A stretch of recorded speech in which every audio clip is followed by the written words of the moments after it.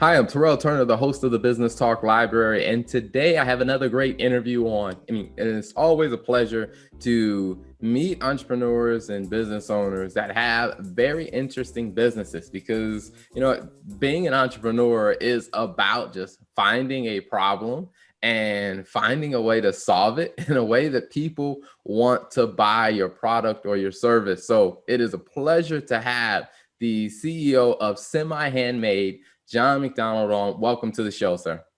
Thanks for having me, Terrell.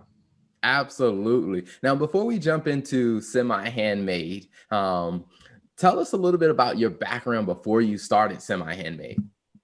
Sure. So I'll be 53 next month. I moved to California right out of college from the East Coast. I kicked around in the film business in production for a couple of years, trying to get into writing. Didn't have much success, consequently waited tables all through my 20s into my early 30s, which is when I decided I needed to do something else. So tried a bunch of things, didn't have much success in any of them. Fortunate always to have an incredibly supportive family, especially financially, emotionally, but also great friends too, that always kind of had my back. When I tried different things, didn't work out, they were there with me. So I got into woodworking, early 30s, kind of played around with different aspects, refinishing, things like that. And then I finally got serious and I started, I took a few classes, started accumulating tools, and started my own custom furniture business. And so I had a custom furniture business in Southern California called Handmade. And I did that for a number of years.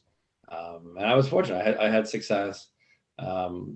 Locally with great architects and designers, had a nice client list. One thing I always did was I was always good at networking. I always approached it as, because I didn't have a background in woodworking and came to it a lot later. I had friends that I met along the way that were just unbelievable craftspeople, but they had no head for business and no interest. And I always looked at it like this is a business like any other.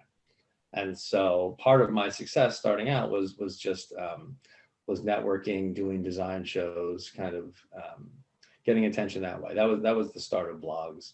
And so that's when things started to really take off in the early 2000s. Gotcha. Now, I guess with that story of moving out to California, wanting to get into the film and production, is that usually a common story you hear from a lot of people as you networked a lot? Well, it is for people in Los Angeles, that's for sure. I mean, everybody, I mean, the fact is I grew up outside Philadelphia. Everybody I knew that wanted to be a writer, actor, director, whatever, came from New York or New Jersey or Boston. So it was a pretty common thing, right? I mean, this is the early 90s. If in my case, I've talked about it a lot. There was no plan, right? It wasn't like I had any kind of serious background. First, I was going to get into acting. I tried that for about 10 minutes, realized that wasn't going to work. Kind of fell into writing. And which doesn't mean, like a lot of pursuits, it can't work out. It certainly can, but it was just, it was just something I sort of happened into. And so, I love the entertainment business. And so, yeah, so it was, I mean, it's common for my group, but what was also common was every few years you have friends moving back home. Right. And so that's one thing that stands out too. Like, like realizing I'm 28, I'm 30, this isn't going to work. I'm going to go back and get a real job. Gotcha. Yeah. Gotcha. So what was it like? I mean, like say when you made that switch to like, all right, I'm gonna start doing woodwork and start developing my craft there. Was there something that just, was it like an aha moment, or was there something that triggered like, hey, this is what I want to start spending my time doing? Yeah, I mean, honestly, I can't say it was one thing. I mean, the constant through all that, like the through line or whatever you want to call it, was waiting tables. I mean, I waited tables from mid 20s to almost 40 in Hollywood and different places. And yeah, woodworking, again, no aptitude, no interest in that as a kid, no interest as a young adult or, anything like that. I don't even know at this point, honestly, how I got into it. I just started playing around with it. I was refinishing furniture and trying that. And then someone said, hey, you should take some classes. And it hadn't occurred to me that I could do that. And I did. And so it was fun. And the truth is, as I was able to give up, the dream of screenwriting in my early 30s, what was exciting was I was getting good at something completely different, and I felt control over that, right? So it was, again, I don't consider myself a traditional entrepreneur. I wasn't starting businesses when I was 10, 12, people like that. But it was a sense of, I can do this, right? And I'm good at it, and I control things in a way that up until there, I was completely, reactive, waiting for someone to give me a job. Gotcha. Now, you mentioned that, the first business was, handmade, making handmade furniture. Now segueing into semi-handmade. What was the transition that caused you to go from handmade to semi-handmade, and what changed in the business? Yeah, I mean, that was for me and a lot of people. The business had started taking off and getting momentum in the early 2000s. I was getting comfortable in that. And then the economy tanked, right, in 2008, 2009. And things just completely dried up. And fortunately, at some point in maybe a year prior, because I was doing all that networking, I was doing design shows. And at one of them, a stranger came up to me and said, "Hey, have you ever thought about making doors for Ikea cabinets?" And the answer is no. I didn't know. I mean, I didn't know what he was talking about. I knew Ikea as much as y'all, that this is, again, 12, 13 years ago at that point. So they're much more kind of ubiquitous now. But we talked about it that day. He came back the next day. We talked some more. And then I didn't do anything for about a year. And then the economy tanked. I got divorced. I have an 8-year-old son now. I didn't have any children then. So I decided to move into my shop. And so I moved into my shop with my dog Molly for a year, and lived on an Ikea sofa, and just said, I got to do something else. And so that's when the idea, maybe we can do something with this IKEA door idea. And so that's how it started. And so I started pivoting the business from 100% custom to saying to a few customers, like, hey, what if we were to try and save you some money? I can get a little creative, use some IKEA cabinets to sort of go into your kitchen, and I'm going to make beautiful doors that are going to face the entire thing, so people won't know. But are you willing to try this? And a lot of people did. And so that's how, again, in terms of the economy, a lot of things just sort of were the right time, and people were willing to, again, to do anything to save money and still get a great and really creative and custom look. And so that's how handmade became semi-handmade. So it literally, it wasn't any kind of marketing genius kind of thing. It was like, oh, we're not as custom, so now we're semi-handmade, right? And I mean, I love it, but again, I don't think there wasn't any second place name that was like, yeah, that's what it is, semi. Gotcha. Now, were you surprised at how well the semi-handmade, I mean, making doors for IKEA cabinets, how well that took off, or how fast it took off? Yeah, I mean, it's hard to sort of look back now, like over the last 10 years, like a lot of things, because I'm fortunate we've had some really nice growth and success. It's easy to gloss over like the early days, right? But I think it's also important to sort of remember, obviously, where you came from, and certainly if you can sort of impart any kind of wisdom to other people to encourage them to stay in it. It definitely didn't happen overnight, right? So it was a gradual progression where every year I was seeing growth, like doubling the growth every year. And so in that way, it is unique, right? I mean, it is, I was so like myopic in my own bubble that I wasn't looking at anybody else, and so, I'm aware in hindsight that kind of growth is unusual, right? And I'm extremely grateful for that. But it's taken, it has taken a while, and all along the way, great partners. I had a really, really great partner named Ivan, and a really strong team, and guys and girls that were just, they're the ones that make it happen in a lot of ways. Gotcha. And speaking of partnerships, I mean, one of the ways I guess we kind of followed up was, the PR firm that you're working with reached out to me to really connect us. I guess, how is the working with the group PR firm? How has that played a role in helping you take your business to the next level? Yeah, so Jesse and the team at LaRue PR have been, I think they've been with us over 3 years at this point, right? And so that's where,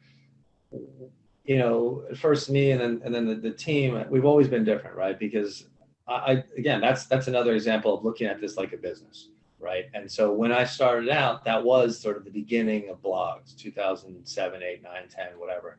So blogs like Apartment Therapy and Design Sponge and Design Milk. And I always was great at reaching out to them and saying, hey, we're a new company. We've got some great products. Can I send you something, whatever? And we got a lot of good write-ups by that. LA Times was really instrumental at the beginning. And so press is a huge part of that. And knowing that, you're only going to grow, especially if you want to grow nationally, which is what I wanted to do, is, you got to have some support. You're right. So, I mean, that was one of the first jumps is saying we're no longer a Southern California based company. We're shipping to New York. Right. And so that was a huge milestone. Right. And figuring out all the hurdles with that. And so the point is, yeah, press is a big part of that. Awesome. So now if people want to see some of your work, or they want to get in touch with you guys, or where can they find you online or on social media? So that's our entire, I mean, like everybody in this sort of industry, that's where we live, right? So Instagram, our website is semihandmade.com.